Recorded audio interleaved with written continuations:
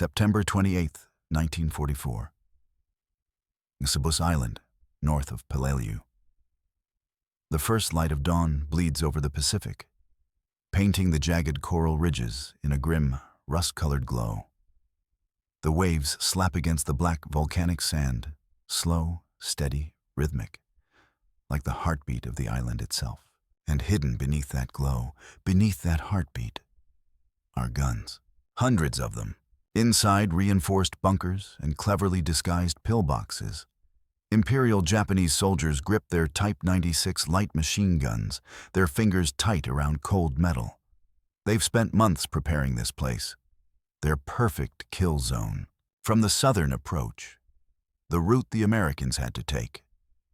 Interlocking machine gun nests overlook the beaches with mathematical precision. Mortars are zeroed in. Wiring diagrams line the bunkers. Every grain of sand has been studied, measured, and turned into a calculus of death. A junior Japanese lieutenant wipes sweat from his brow, despite the morning cool. The humidity is suffocating, thick as concrete dust. He peers south toward the rugged spine of Battalion. The Americans bled heavily there just days earlier. Now they'd come for Ngesebus.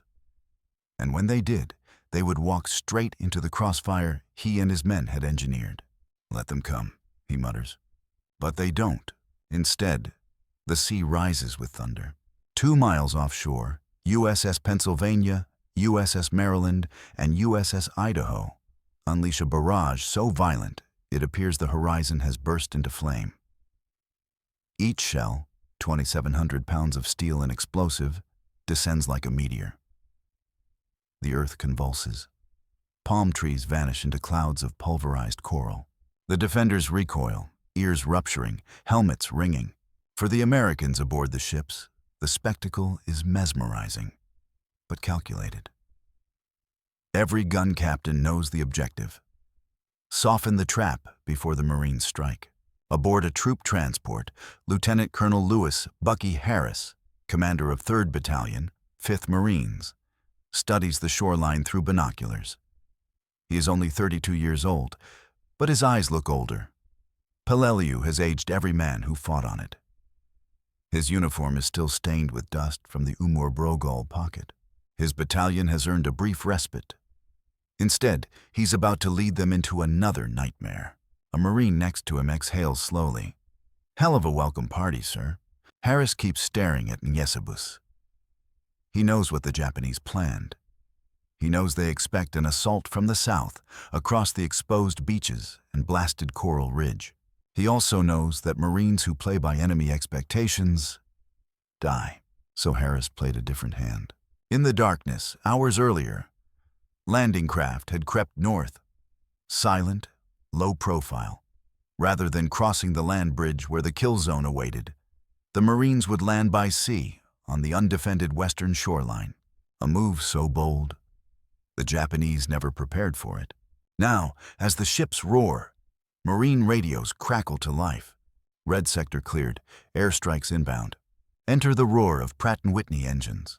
14 F-4U Corsairs of Marine Air Group 11 slash across the morning sky like blue steel hawks. Bomb racks release. 500-pounders whistle downward. The island erupts again, shockwaves tearing through bunkers that had withstood earlier impacts. Inside one silent landing craft, Private First Class Jack Marino clutches his M1 Garand, knuckles white. He feels the deck shudder beneath his boots. The salt spray stings his face. He focuses on breathing. In, out. Nobody speaks. They all hear the bombardment. They all feel its power. But they also know no amount of shelling kills every defender. There will be survivors. Hardened, determined, waiting to fight to the death. A voice booms from the bow. "Stand by. Landing in 2. Jack swallows. He presses the letter in his breast pocket, still unopened. His hands shake until he forces them steady. "You're a Marine," he tells himself. The ramp slams down. No bullets greet them. Only silence and smoke drifting across a shattered beach. Go, go, go! The Marines surge forward. Boots hitting sand, weapons sweeping for movement. Engineers race ahead, probing for mines under charred debris. Some parts of the beach still glow red from the bombardment's fury. Jack plunges into a crater for cover. His squad leader joins him, scanning the tree line. "Where the hell are they?" Jack whispers. "Buried," the sergeant replies grimly. "Waiting, because that's what the Japanese do best.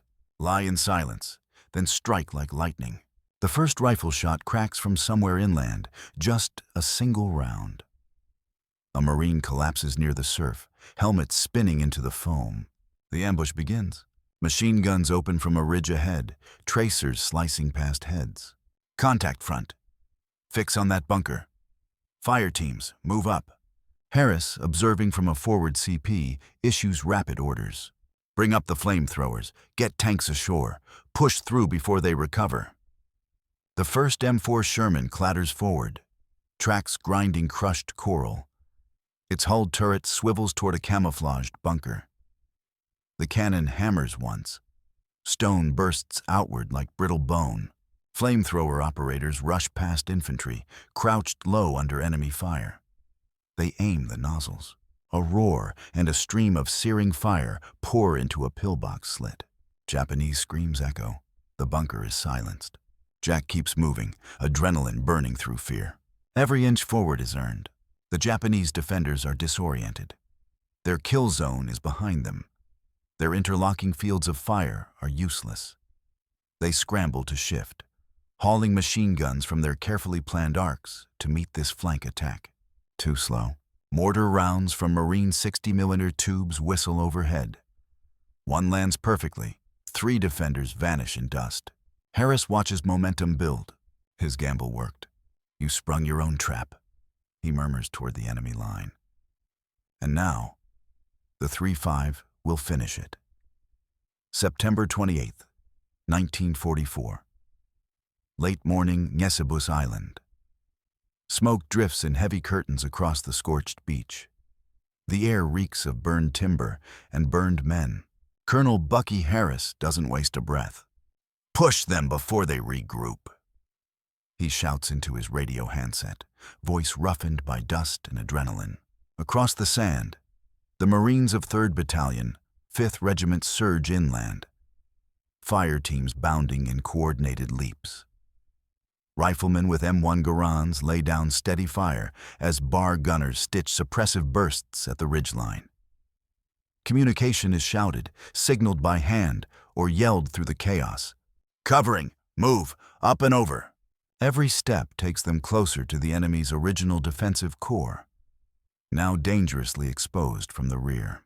Inside a half-collapsed bunker, Sergeant Yamashita Kaito spits dust from his mouth, scrambling to reposition his men. He had memorized every field of fire, every range marker along the southern choke point. He had expected Marines torn to pieces as they advanced into his crosshairs. Instead, he is the one fired upon from behind. He grabs his Nambu pistol, shouting orders that struggle to reach panicked ears. "Turn the guns, turn them. Hi, move the crates. Machine gun team to the rear." Men haul weapon crates through a maze of tunnels, disoriented, coughing, dragging wounded comrades. The carefully engineered trap is collapsing from the wrong side. As the young lieutenant from earlier emerges into daylight, he sees Marines already maneuvering through smoke, advancing with terrifying discipline. His heart sinks. They have been outplayed. The Marines hit the first major strongpoint, a pillbox complex dug into a coral knoll dominating the western approach. Cleverly camouflaged, interconnected by tunnels, this would have been a nightmare from the south. Even now, it spits harsh, accurate fire. A Marine next to PFC Jack Marino drops, blood misting from his shoulder. Jack dives behind coral rubble, heart pounding like a jackhammer. Bullets snap overhead. He keeps his rifle tucked tight, breathing through terror. Then help arrives. M4 Sherman, Lucky Lady, grinds forward, its tracks churning dead branches and shattered coral. Her bow gun barks .30 caliber rage into firing slits, while the 75mm turret cannon lines up the pillbox. The gun erupts. Concrete fragments blast outward. Sandbags burst in violent spray. Yet the bunker holds. Japanese fortifications are carved into solid coral. Damn things dug into the earth's spine. The tank commander growls. Harris hears the report and instantly adapts. Bring up the 155s. We need that bunker cracked wide. But artillery fire from Peleliu takes time, and the bunker's guns are already cutting into the infantry. So another order. Flamethrowers forward. 2 Marines burdened with the heavy fuel tanks sprint from cover. Targets the enemy desperately tries to eliminate. One stumbles as a bullet grazes his thigh, but the second reaches the side aperture. He braces, opens the valve. Foam. A stream of liquid fire engulfs the firing slit. Screams erupt from within, warped by agony. Smoke and flame pour from the bunker top like a chimney as ammunition cooks off. A Marine nearby mutters with grim respect. Nothing stands up to fire. The pillbox is now a tomb. Behind the Marines, Navy fire teams establish a beachhead command post. Radios unfurling, medics tending to the wounded. Corpsmen run with stretcher poles, slapping tourniquets on mangled limbs. Hang on, Marine, stay with me. You're gonna be okay. They lie, because sometimes lies save lives. As the battalion pushes upward, naval artillery continues pounding deeper targets. Some shells fall close, too close. A Marine curses under his breath, hugging the dirt as coral shards rain down. Hey, tell those Navy boys to buy us dinner first. Even fear can't choke battlefield humor. Enemy mortar crews now find their range. Thunk, whistle. Crash. A team of Marines is lifted off the ground in a spray of blood and coral. Screams fill the smoke. Mortars, find them and kill them. On it. Mortars section from K Company snaps into action, setting base plates, adjusting sights, calculating deflection angles. Rounds load and fire with mechanical rhythm. Oomp, oomp, oomp. Explosions bloom along the ridgeline where the Japanese tubes flash. Silence follows. Brief, eerie. Then, beating through the smoke like a war drum, the banzai shouts begin. Sergeant Yamashita and a cluster of surviving troops launch a desperate counterattack. They charge downhill with rifles and bayonets, grenades clenched, voices shredding into battle cries. Yuteno Heika Banzai. Their courage is real. Their fate is sealed. Machine guns open. A wall of American fire meets them head-on. The first wave collapses like wheat before a scythe. Some manage to reach Marine lines, bayonets clashing, fists hammering into faces, the struggle primal and intimate.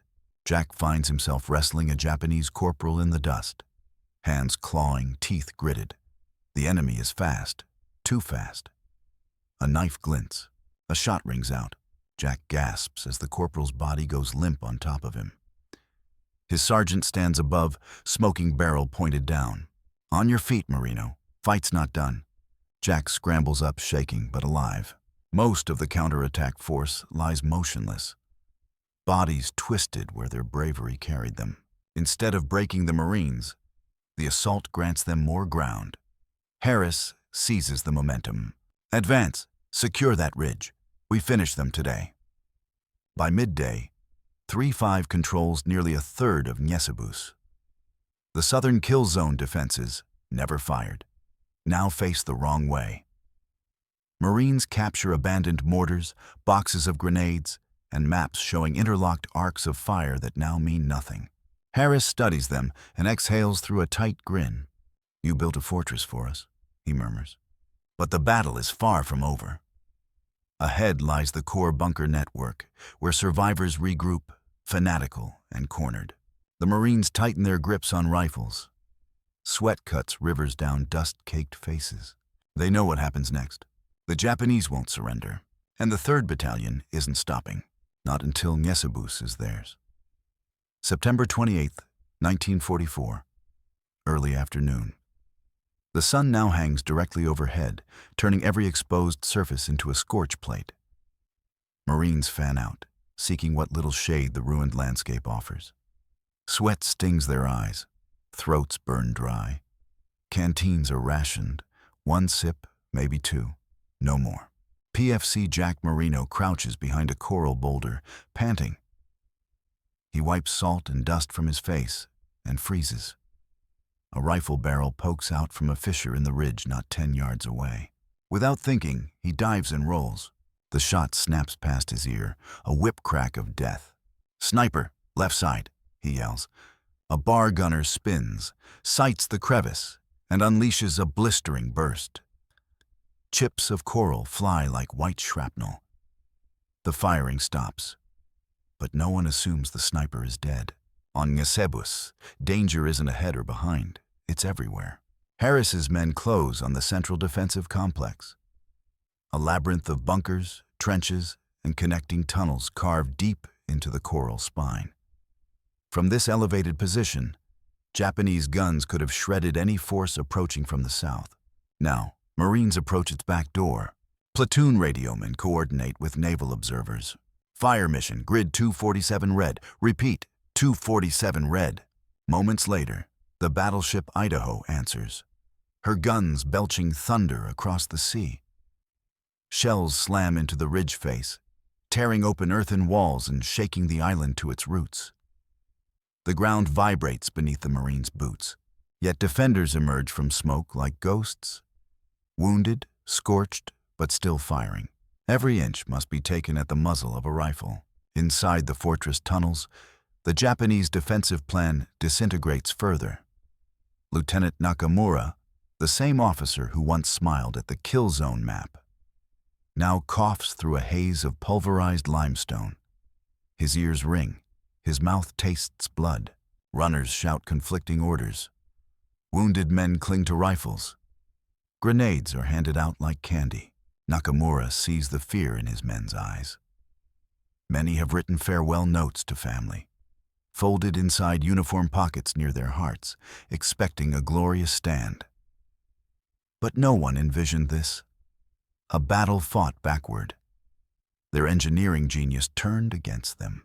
He grips his sword, knuckles white. "Hold this ground," he commands.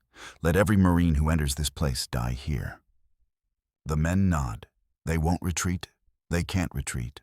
Imperial Japan has no word for surrender that a soldier is permitted to speak.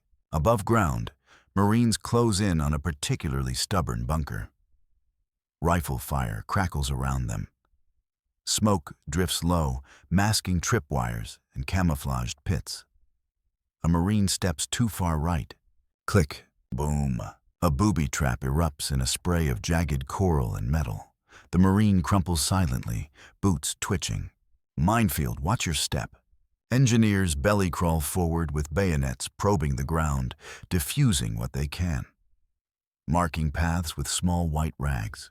Nearby, Corporal Eddie Haskins shoulders his flamethrower again, despite blistered arms and oxygen-hungry lungs. "Cover me," he croaks. His squad forms up, rifles ready to kill anything that moves. Eddie dashes forward, and a Japanese soldier bursts from a side hole, rifle raised. A Garand shot cracks, the attacker falls. Eddie plants his stance, aims the nozzle into the bunker embrasure.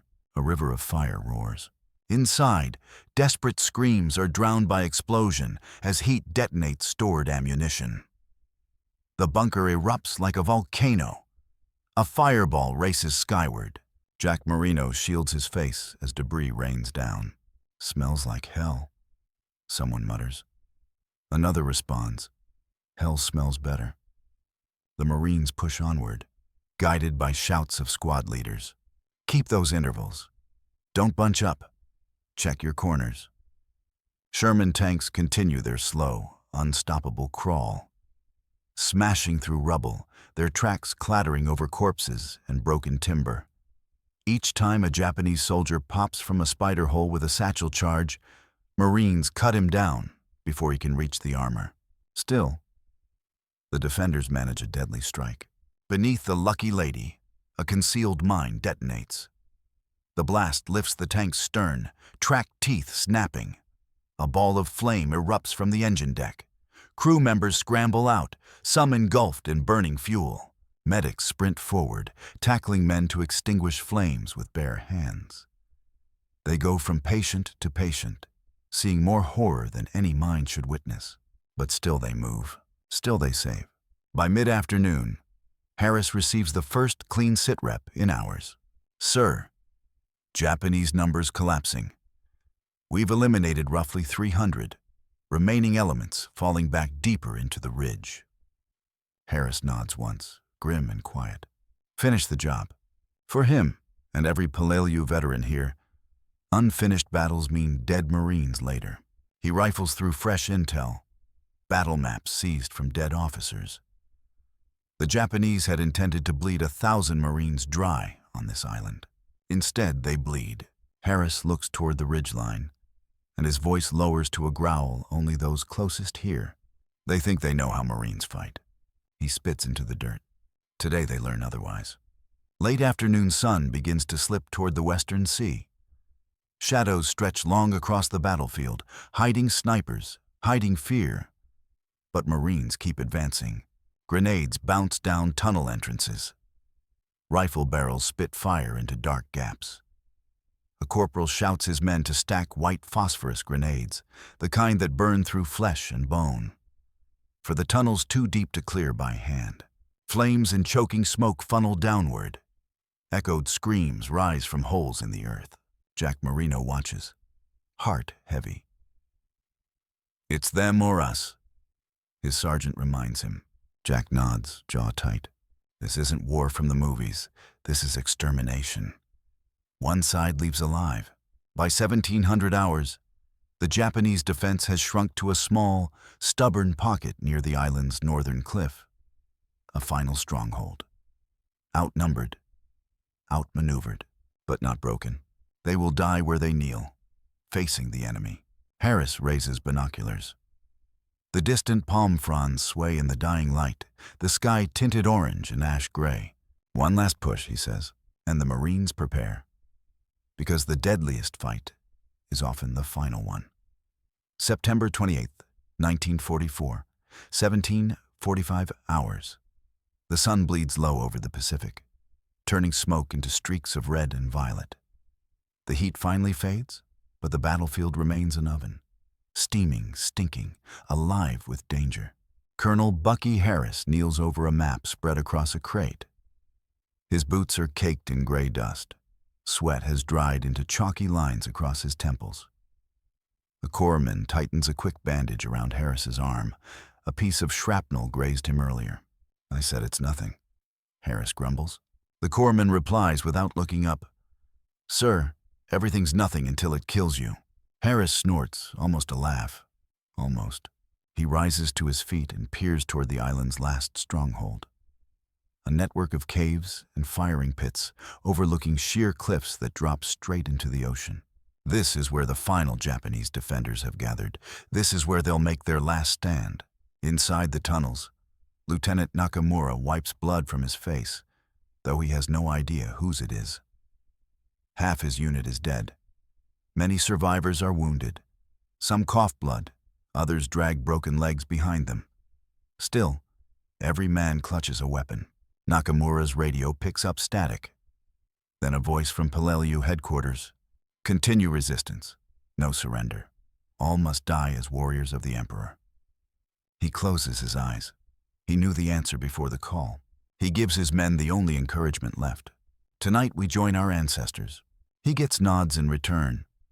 Terrified nods, but loyal ones. Death before dishonor, drilled into bone. Above them, Marines form into assault teams.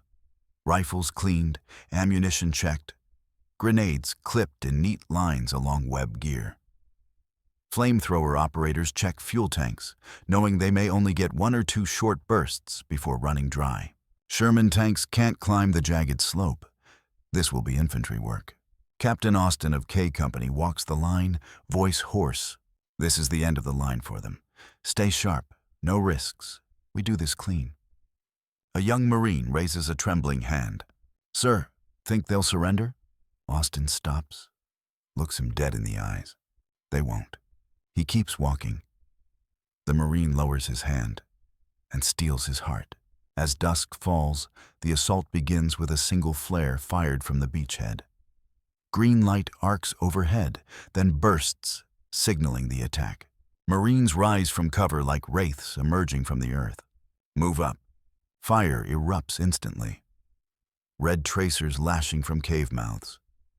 Japanese heavy machine guns carve sparks from coral as Marines dive and return fire. Jack Marino presses his helmet flat against a boulder, bullets whining around him. His sergeant yells, "Marino, frag that tunnel." Jack's hands shake as he pulls the pin from a MiG-2 grenade. He tosses, too short. The grenade bounces off coral. For a heartbeat. Silence. Then a blast that rattles his teeth. "Close enough," the sergeant barks. Jack reloads, pushing forward through black smoke. On the left flank, Corporal Haskins hauls his flamethrower up the slope.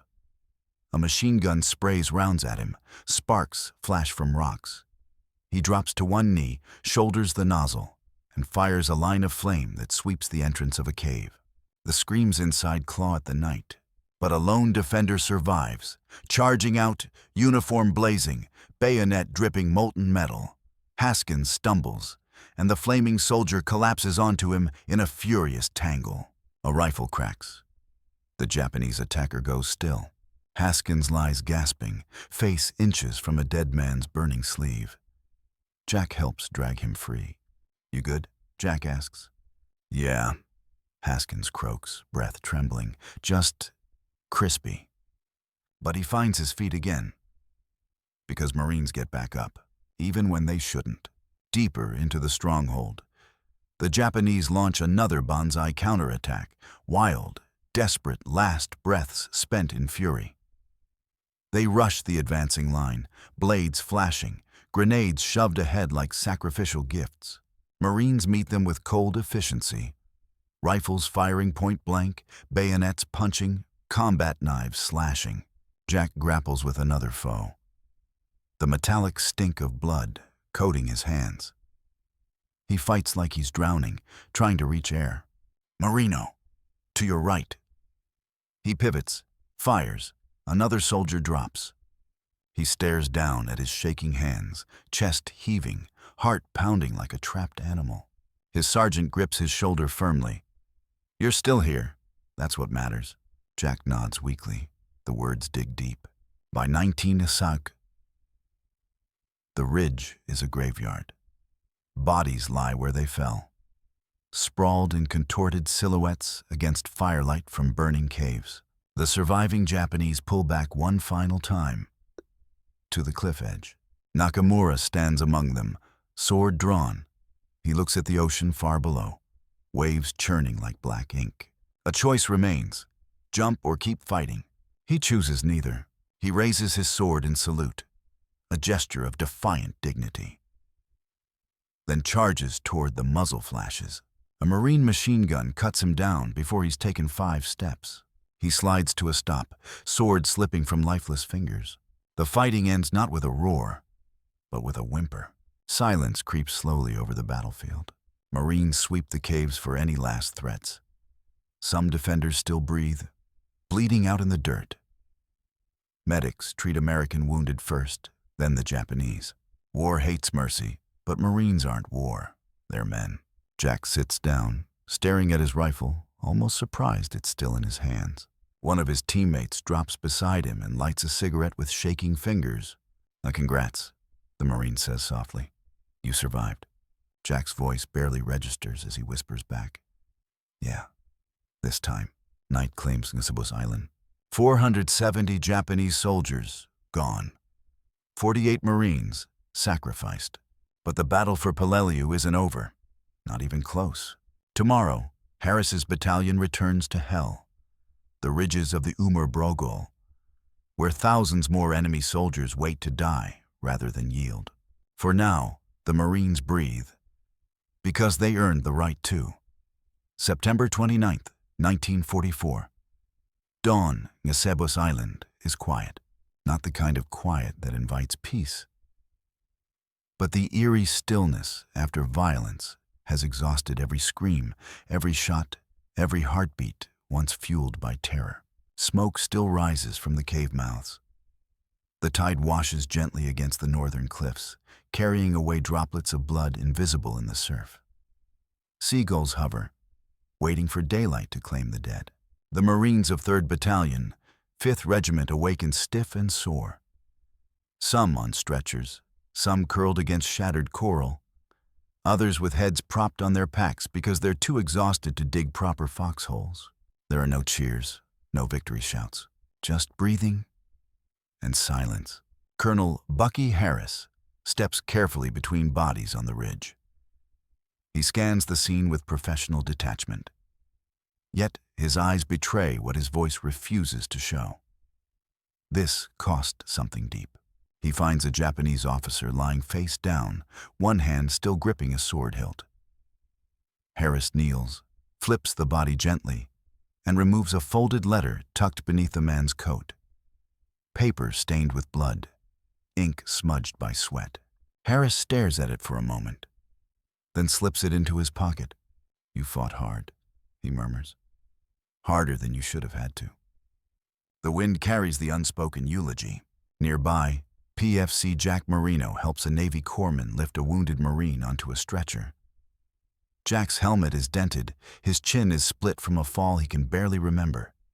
He's covered in grime, ash, and someone else's blood.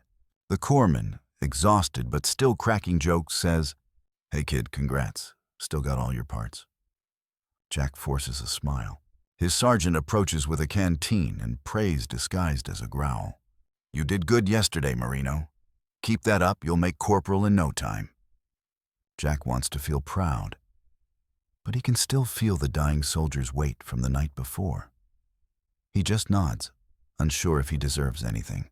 Teams sweep the island to confirm all resistance is gone. Marines descend into the tunnel network, clearing pockets of lingering death, booby traps, unexploded grenades, and men too wounded to rise, yet still gripping rifles. A flamethrower crew finds one such group. 6 soldiers lying together, blood pooling beneath them. One tries to lift a bayonet but collapses halfway. Instead of fire, the Marines call medics. A young corpsman kneels to tend the wounded enemies.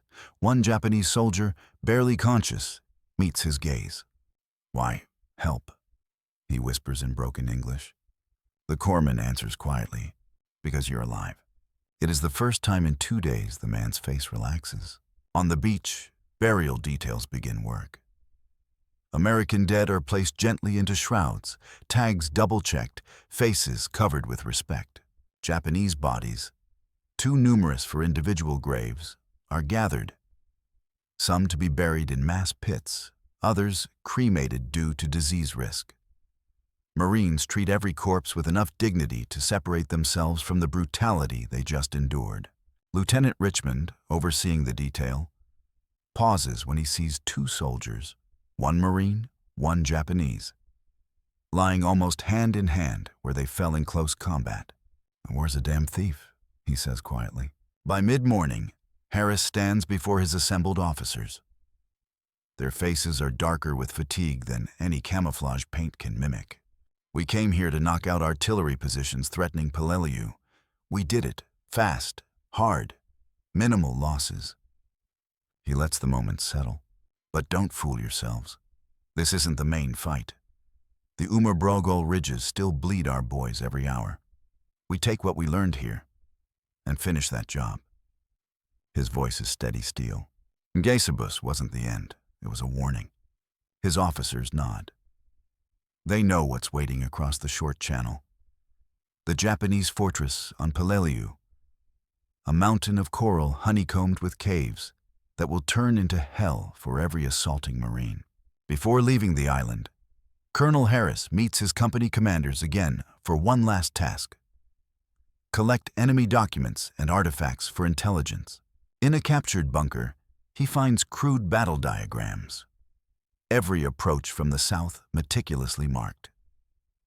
Kill sectors overlapped from machine gun nests, anti-tank ditches, mortars calibrated to every foot of beach.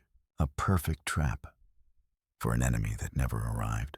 Harris smirks, not with amusement, but with grim satisfaction. They wrote our deaths before we even landed, he says, and we rewrote the ending. As the Marines prepare to embark back to Peleliu, Jack Marino stands at the water's edge. The ocean breeze cools his battered face. He watches corpsmen finish loading the wounded onto landing craft. His sergeant steps beside him. "You thinking about home?" Jack shakes his head. "No, just thinking. If we were a few miles south, we'd all be dead." The sergeant nods once. No sugarcoating. That's war. Sometimes the smartest move ain't the straight one. Jack absorbs the lesson. The battlefield has become his university, and the tuition is high. The landing craft engines roar to life. Marines climb aboard. Armor plates clanging under boots, rifles slung low, helmets tilted forward.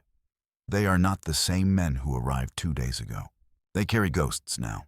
Colonel Harris takes one last look at Ngesebus, an island drenched in blood, yet saved from becoming a massacre. He mutters to himself, "Japanese thought they had us cornered." A pause, a thin smile. "Nivillon, but Marines don't walk into traps. We build our own roads." The vessels turn toward Peleliu, toward new horrors, toward battles no one will want to remember. But history never forgets. The sun climbs higher, lighting the path forward. Ngesebus fades behind them. A testament to how cunning can defeat carnage, and how smart tactics can save hundreds of young lives. If only every fight allowed such choices. September 28th, 1944. Ngesebus Island, Peleliu sector. The sand has stopped shaking. The thunder of naval guns dies away into the sea breeze. A stillness settles, an eerie calm that Japanese defenders mistake for victory. In their bunkers along the southern arc of Ngesebus, Imperial Army soldiers breathe shallow relief. They believe the real battle has played out exactly as planned. The artillery concentration they endured must have been aimed at the obvious Marine approach from Peleliu, coming north over the sandbar. They imagine American infantry already shredded in their carefully prepared interlocking fields of fire. Machine gunners grip their Type 92s tighter. Mortar crews reload fresh rounds into the tubes, waiting for the follow-on wave. The trap is set. All they need now is a target. But their firing lanes, months in the making, stare emptily across an untouched kill zone, because not a single Marine stands there. Instead, the danger comes from behind them. Beneath a thin veil of surf and gray morning clouds, the landing craft that delivered Colonel Harris's 3rd Battalion, 5th Marines begin to withdraw to deeper water. Their wakes vanish into the shimmering blue behind the assault waves. Now the island holds only the hunters. Sergeant Frank "Red" Holloway digs his entrenching tool into the coral rubble near the beach crest, carving a shallow fighting position. Sweat pours down his arms, despite the short work. "Feels wrong," he mutters. "Too damn quiet." Corporal Joe Martinez, scanning ahead with his M1 clutched tightly to his shoulder, replies, "It's quiet because they're dead." He doesn't believe it. Nobody does. Captain Everett Pope, leading Company K, spreads his platoons into a wedge formation, forward fire superiority, bounding overwatch. A reconnaissance element pushes into the dunes first, bar men on point. Every Marine knows it. The Japanese aren't gone. They're waiting. Booby traps become the first responders. A tripwire glints just long enough for Private Alvin Greeley to jerk a man backward, saving him from a hidden Type 98 grenade rigged to a log. Nearby, a foxhole conceals sharpened bamboo, planted upward like ravenous fangs. The sand shifts and explodes into fragments, concealed mines triggered by pressure plates. Someone curses. The Marines advance anyway. Machine gun nests come into view now. Camouflaged pillboxes embedded into the limestone ridges overlooking the interior of the island. The direction the Japanese never thought Americans would come from. Suddenly, a slit snaps open. A Type 99 light machine gun spits a burst. 5 rounds hit the coral inches from Pope's helmet. Marines dive, return fire in layered waves. The AR teams lay covering shots while riflemen flank. A satchel charge rolls into the embrasure. K-Thum. Chunks of coral rain down. A scream echoes out, and then silence. Harris, observing from the beach rise, radios coordinates to offshore fire support. Blue Jay 6 to Lamb Chop. We have nests, marking targets with smoke.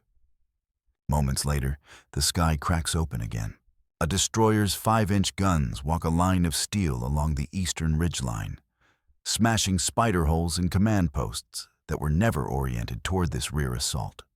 Camouflaged fighting pits, once invincible against frontal attack, now become death traps as their firing ports face the wrong direction. Japanese defenders scramble inside tunnels, struggling to reposition weapons, dragging tripods, hauling ammunition crates through tight limestone passages. Voices bark orders. Boots pound through corridors carved from the earth. But the Marines are already there. In one ravine, a defiant pocket of defenders rallies around a field commandant wielding a Type 14 pistol. He orders a banzai rush. Not the suicidal mass charges seen earlier in the war, but a calculated counterattack designed to break the Marine wedge before it reaches the final bunker line around Ngesebus airfield. 30 soldiers burst forth, crouched low and bayonets flashing. Contact front. Holloway's squad unleashes a wall of lead. Bar tracers rip through the charge, punching red holes into uniforms. But still they come. Shrieks of fury carrying them forward. Martinez fires, reloads, fires again. A Japanese sergeant reaches the line, bayonet raised, only to fall inches from a Marine's boot. When it ends, the ravine is carpeted with crimson silhouettes. Not a single attacker makes it back across the open ground. The Marines keep moving. Smoke and dust swirl together as the battalion pushes toward the center of the island. Naval gunfire falls progressively farther ahead, rolling the front line forward like a steel bulldozer. Pope climbs atop a coral rise and sees it clearly now. The entire southern defense network is pointed in the wrong direction. All those interlocking fields of fire. Wasted. Miles of trenches. Unused. Machine gun arcs, all facing south. He whispers, almost pitying. They built the perfect trap and set it for themselves. Still, the fighting is far from over. As the Marines draw closer to the Japanese command bunkers near the airfield perimeter, new horrors emerge. Flamethrowers belching fire into sealed fortifications, demolition teams crawling up bunker walls under rifle fire, grenades rolling into pitch-dark voids where screams echo for too long.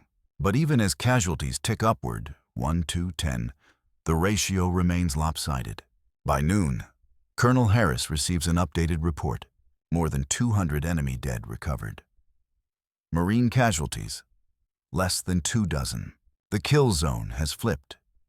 The invincible Japanese defense line is collapsing from the rear, each position falling in sequence like dominoes tipped by explosive force.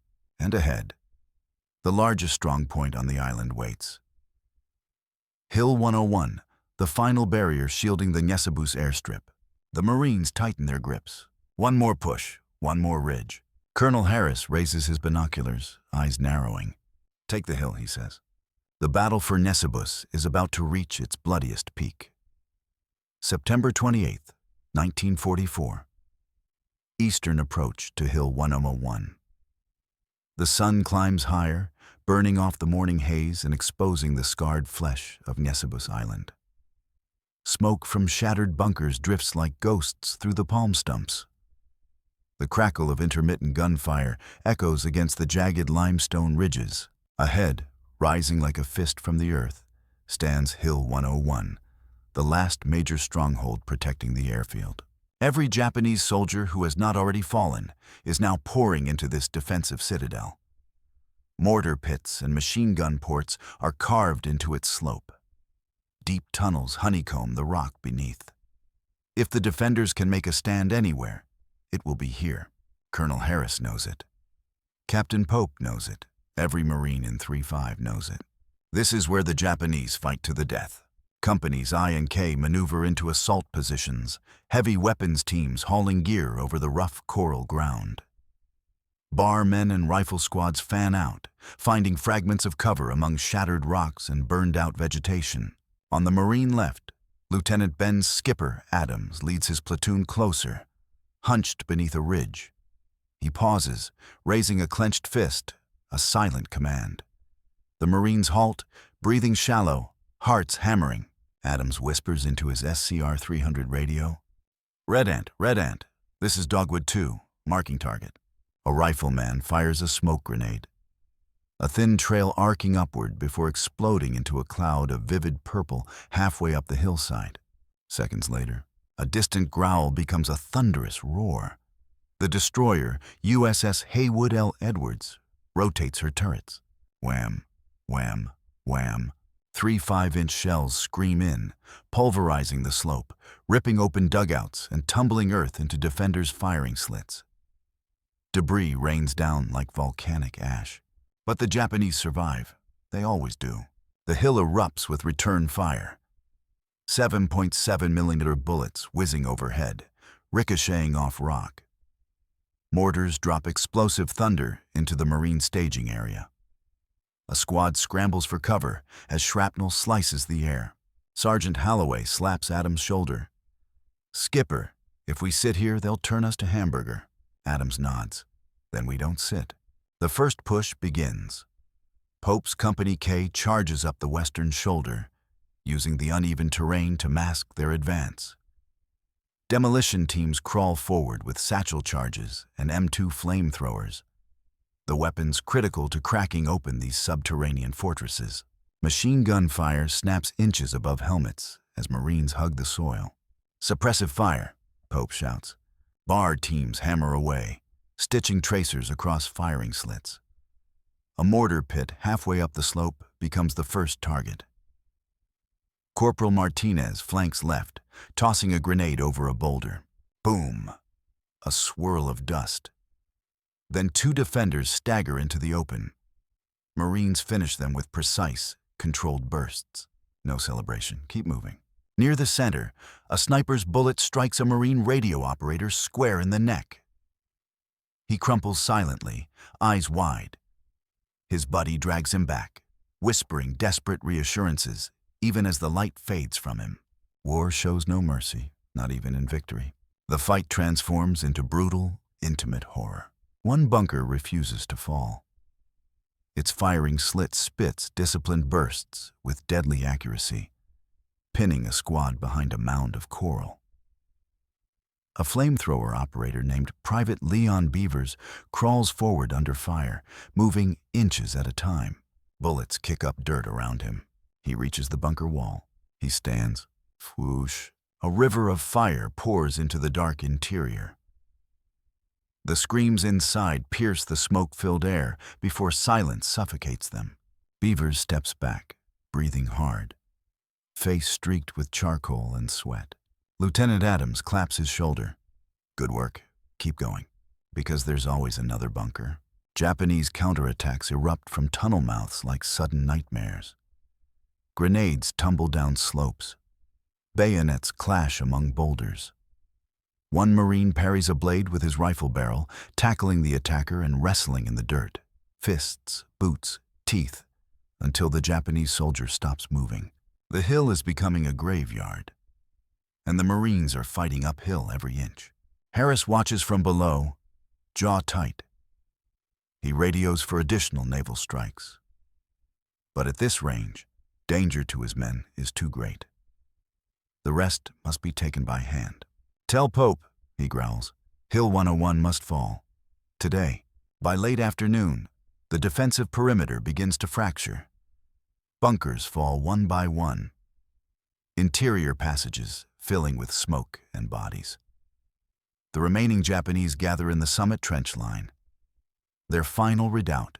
Captain Pope coordinates a synchronized final thrust. Demolition teams forward. Bars and rifles laying continuous fire. Flamethrowers alternating blasts, grenades rolling nonstop into enemy pockets. The push begins with a roar. At the ridge crest, a Japanese lieutenant emerges, sword raised in defiant final charge. He screams a desperate war cry. Nintendo Heika Banzai. Dozens surge behind him. Marines stand, firing point blank into the onrushing wave. Bodies tumble back into the trench. The few who reach the line collide in violent hand-to-hand struggle, knives and rifle butts deciding fate in a frenzy of survival. Seconds feel like minutes. Then, silence. The hilltop is theirs.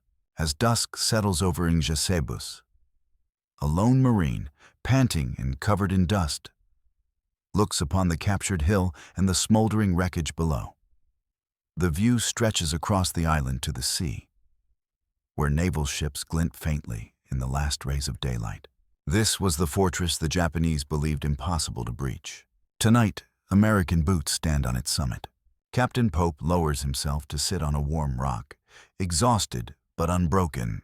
He removes his helmet and looks toward the airfield. Hill 101 has fallen. One target remains. The airfield, the prize of Ngesebus, lies undefended and waiting. Tomorrow, Pope whispers. Then he finally breathes. September 29th, 1944.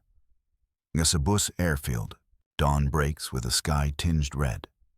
A fitting color for the ground the Marines fought to claim.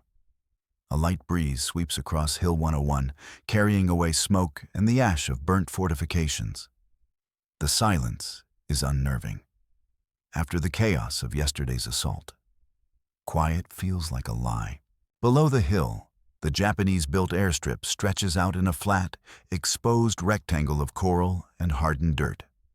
Just days ago, this runway was viewed by Japanese planners as a vital extension of Palaio's aerial defense, a launch point for fighters meant to bleed the U.S. Pacific advance. Today, it is nothing more than real estate waiting to be taken. Captain Everett Pope rubs a sore shoulder beneath his torn uniform as he joins Colonel Harris on the summit. "Sir," he mutters, "they've got nothing left." Harris lowers his binoculars, eyes narrowing as he scans the barren terrain. He isn't convinced. Not fully. "With the Japanese," he replies, "there's always something left." The 3rd Battalion descends Hill 101 with disciplined caution, rifles ready, bayonets fixed. Every step across the open field feels like a dare. Snipers could be anywhere. Suicide squads could be waiting underground. Tunnels might open beneath their boots. Mortar teams stay positioned along the ridge, ready to respond. Machine guns cover the advance. The destroyers offshore adjust fire missions to support a final armored sweep. But as the Marines approach, no shots crack, no mortars fall. The enemy has vanished into the ruins. Finally, a Marine radio operator whispers into his mic, "No resistance. Repeat, no resistance." It feels like stepping into the eye of a storm. Stillness hiding danger. The airfield's control station lies near the center, a single reinforced block of concrete. Its windows are shattered, walls pocked by shrapnel. Sergeant Frank Halloway approaches with his squad, boots crunching spent cartridge casings embedded in coral dust. 2 Marines flank the door while Halloway kicks it open. Inside, bodies. 5 Japanese officers lie slumped across maps and smashed radio sets. One still grips a Nambu pistol in a cold hand. Their final act: deny command to the Americans. A scrap of paper rests beneath a bloody palm. Rifleman Martinez retrieves it cautiously. Written in neat script: "We will not surrender. We fight to protect the Emperor. Even in death we serve." Martinez folds the paper quietly, his throat tight. Even defeated, their resolve was absolute. Across the airstrip, other squads confirm the inevitable. The Japanese garrison has been wiped out. Those who weren't killed in yesterday's naval bombardment or the fight for Hill 101 have taken their own lives or died in last night's scattered clashes. The numbers begin to finalize. 470 Japanese defenders, nearly all eliminated 48 Marines, killed or wounded, a lopsided ledger of destruction and proof of superior strategy. Colonel Harris calls his company commanders together near a half-buried ammunition bunker. He speaks not with triumph, but with gravity. They believed they built the perfect kill zone, he says, gesturing south toward untouched Japanese trenches facing empty sand. They set their defenses for Marines charging straight into their teeth. Instead, we came from the sea. He points to the captured crest of Hill 101. We turned their guns around. We used their strength against them. This is what happens when discipline and tactics defeat stubborn pride. His voice hardens. And we did it without throwing lives into the grinder. That's the victory here. The Marines nod, and they understand. This wasn't luck. It was the evolution of war. When the American flag rises over Ngesebus airfield, silence deepens once more. Not uneasy this time, but solemn. Marines remove their helmets. Some whisper names of friends lost. Others stare off toward Palaleu, where their brothers are still locked in nightmarish combat among the Umurbrugul ridges. Pope turns to Harris. What now, sir? Harris looks back at the hill, now crowned with American guardians. We hold. We secure. We prepare to support the boys on Palaleu. He pauses, voice dropping. And we never forget how fast things can turn if we get arrogant. Naval guns rumble again in the distance. Shells pounding Palaleu's northern cliffs. The war hasn't slowed. It hasn't even stumbled. But here, on this quiet airstrip, a brutal truth has been proven. The Japanese fortress doctrine is no longer invincible. Their traps can be outflanked. Their bunkers can be burned out. Their last stands can be shattered. The Marines of 3-5 have shown the path forward. Don't charge the front door. Knock down the back wall. Make the enemy's best plan their downfall. As night falls over Ngesebus, Marines dig in under a moonlit sky. The airfield, once meant to fuel Japan's war machine, now serves as a stepping stone for the U.S. advance toward the Philippines and beyond. What the Japanese believed would be their decisive killing ground became the place where 470 defenders met their end, and where American ingenuity wrote a new chapter of island warfare. Tomorrow, the fight continues. But tonight, the Marines of the 3rd Battalion rest, knowing they have done the impossible, and they will be ready to do it again. Night of September 29th, 1944. Ngesebus Airfield. The moon hangs pale above the shattered island, casting silver onto the jagged coral ridges. The scent of burnt earth lingers in the humid air. Marines sit inside hastily dug foxholes, cleaning rifles by red-filtered flashlight, listening to the distant rumble of naval artillery still hammering Palaleu. Every man here knows Ngesebus was only one link in a long chain of bloody battles. But the victory feels different. Smarter, sharper, earned through brains as much as brute force. Captain Everett Pope sits on an overturned ammunition crate, helmet resting beside him.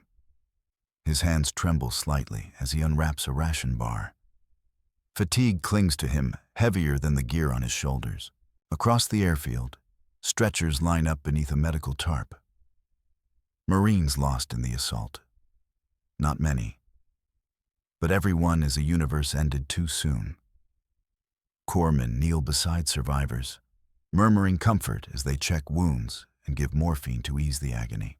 Sergeant Frank Holloway stands guard nearby, bar in his hands, scanning the darkness beyond the runway, just in case. He knows better than to assume the enemy is done.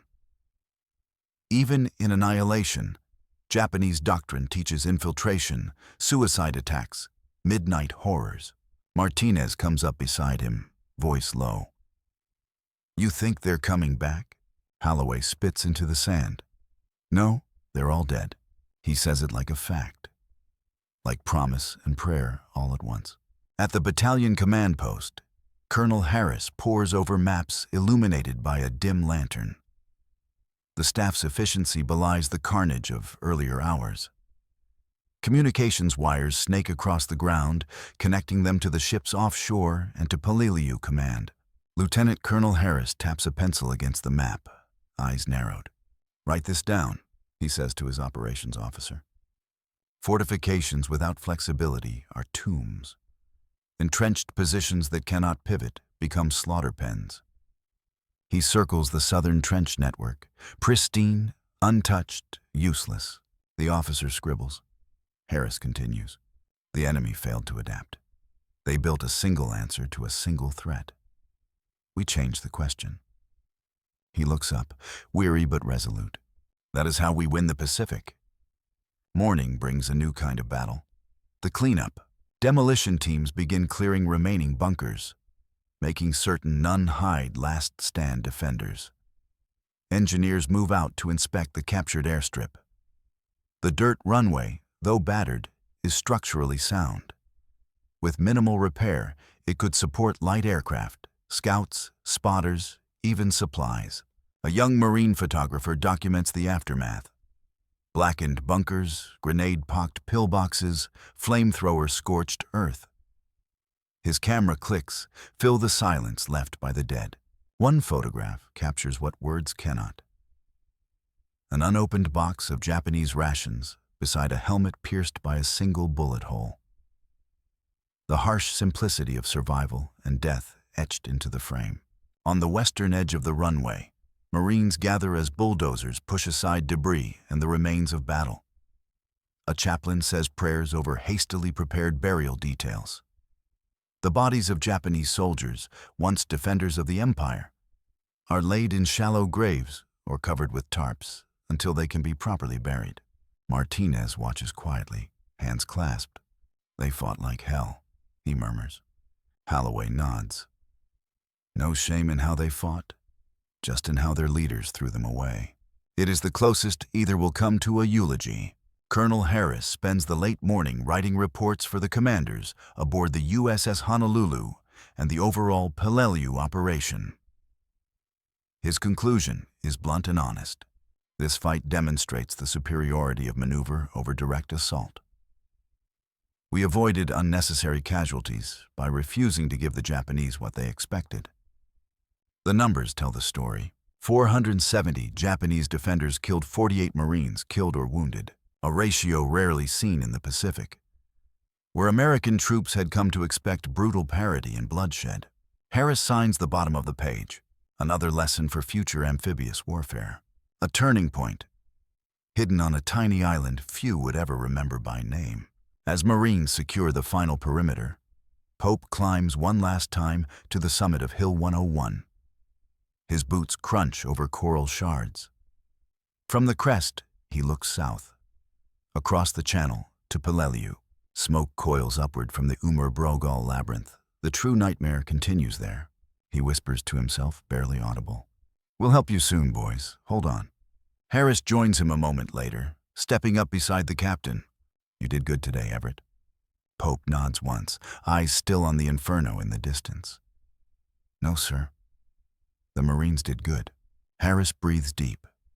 Pride mixed with dread of the battles to come. "We've proven something important here," he says quietly. "Victory doesn't have to be paid with rivers of our blood. Not if we outthink them." They stand in silence as the wind rustles their uniforms. Before dusk, orders arrive. Prepare to return to Peleliu. Rejoin the regiment. Re-enter the furnace.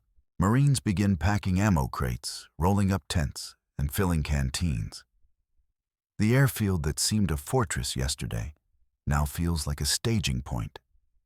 A brief pause in a relentless campaign. Martinez kicks the dirt, sighing. "Hell, I was kinda hoping the war ended right here." Holloway smirks. "Kid, the war ain't done till Tokyo says it's done." As night takes hold and transports approach offshore, the Marines gather on the beach, rifles slung, boots heavy, but hearts unbroken. Ngesebus fades into the dark behind them. Ahead lies Peleliu. Ahead lies Okinawa. Ahead lies the Philippines. And beyond them, the beating heart of the empire. Their confidence has changed. Their training proven. Their tactics evolving faster than the enemy can comprehend. The Japanese thought they built a perfect kill zone. Instead, they built a monument to their own defeat. Night of September 30th, 1944. Aboard USS Haywood L. Edwards. The destroyer cuts through the dark waves, its deck lit only by dim red lamps to avoid drawing the attention of enemy aircraft. Salt mist sprays across rows of Marines slumped against bulkheads, their gear stacked beside them. Exhausted, they sleep sitting up, helmets tilted over their eyes, rifles cradled like infants. These are the men who took Ngesebus. Their faces are blackened with coral dust and gunpowder. Their uniforms are torn from crawling through rock and fire. And yet, there is a quiet pride simmering beneath the fatigue. They proved something the Pacific War had rarely allowed. Victory doesn't require equal sacrifice. Pope leans against a rail in the cool night, his shoulder bandaged. His mind keeps replaying the moment Hill 101 fell. The chaos of flame, the cries of dying defenders, the unnatural silence afterward. He inhales deeply, letting the sea air wash away the thick scent of death that clung to him for days. Colonel Harris steps beside him, hands clasped behind his back. "Captain," he says, voice low, drowned partly by the wind. "I'll make sure higher command knows what your men accomplished." Pope nods, but doesn't answer. Recognition means little tonight. Men are still dying on Peleliu. Credit feels like a luxury. Harris watches the captain for a moment. "You changed something," the colonel says finally. "Remember that. What Pope and his Marines understand, and what history would record, is that Ngesebus shattered a dangerous assumption. Up to that point, Japanese doctrine seemed unbeatable. Make every island a fortress. Force frontal assaults. Bleed the invader dry. It worked on Tarawa. It worked on Saipan. It worked horrifically on Peleliu itself. But Harris refused to play the same game, instead of charging straight into the teeth of the enemy. He turned the battlefield upside down, a flanking amphibious assault, executed with perfect coordination, power, and surprise. A move that the Japanese defense on Ngesebus was never designed to counter. Future Marine operations would take notice. The ship's radio crackles. Reports stream in from Peleliu. High casualties in the Umur-Brogol ridges. Weeks of fighting still ahead. Resistance fanatical beyond expectation. The Marines listen in grim silence. Martinez grips his canteen, knuckles white. "We should be there," he mutters. Sergeant Holloway places a steadying hand on his shoulder. "We will be," he says, "and we'll bring what we learned." That's the promise they carry. Never charge where the enemy wants you to go. Always find the seam in the armor. By sunrise, the transports approach Peleliu once more. Smoke claws upward from the ridgeline. The terrain looks like hell sculpted into stone. As they disembark, the Marines of 3-5 are greeted by hollow-eyed survivors of the earlier waves. These men fought for every yard, paying in blood and bone. They look at the newcomers with a mixture of relief and disbelief. "You were only gone a day," one Marine croaks through cracked lips. "You win a whole damn island in a day?" Another Marine from 3-5 shrugs. "Just went around the back door." A few tired laughs. The first many on Peleliu have heard in weeks. High Command wastes no time. Reports from Ngesebus begin circulating across the Pacific Theater. Field commanders take notice.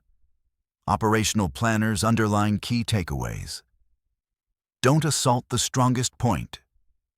Use naval firepower to break the spine of enemy defenses. Land where they least expect it. Exploit maneuver over attrition. Marine Corps tactical doctrine is already evolving. Faster than the Japanese can respond. Somewhere in a future staff briefing, a general taps a map of Okinawa and says, "We must not forget what happened on Ngesebus." For the Japanese, the lesson comes too late. Their proud belief in the absolute kill zone becomes a liability. Their fortifications become cages.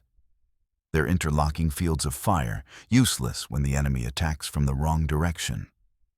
The defenders of Ngesebus died proving that a perfect trap is just a perfect disaster waiting for a smarter foe. 470 Japanese troops gave everything they had. 48 Marines paid the price of victory, numbers that echo across history like a warning. Adapt or perish. Weeks later, after Peleliu is finally secured, Pope receives a small package aboard ship. Inside sits a photograph taken on Hill 101, showing him rallying his men amid the rubble. Attached is a simple note from Harris, which leadership is not measured by how many men you lose, but by how many you refuse to sacrifice. Pope folds the note and tucks it into his breast pocket, close to the heart that carried him through fire and fear. He survived Ngesebus. Many did not. Their memory becomes the quiet force behind every step forward. After the war, historians would flip through dusty after-action reports and walk the now silent island. They would see the rusting bunkers, the overgrown runway, the forgotten foxholes carved into coral.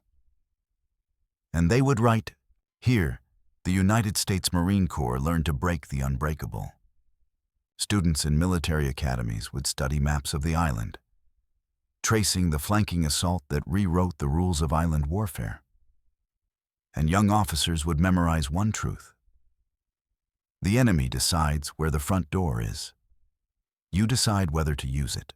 The story of Ngesebus is not told with grand monuments or famous films. It is told in whispered lessons, passed from Marine to Marine. Work smarter, fight sharper, never die for the enemy's plan. And it remains carved in coral and bone. The legacy of a battle few people know, fought by men history must never forget. The Japanese thought they had built the perfect kill zone. The Marines turned it into a killing blow. Ender Sharinist,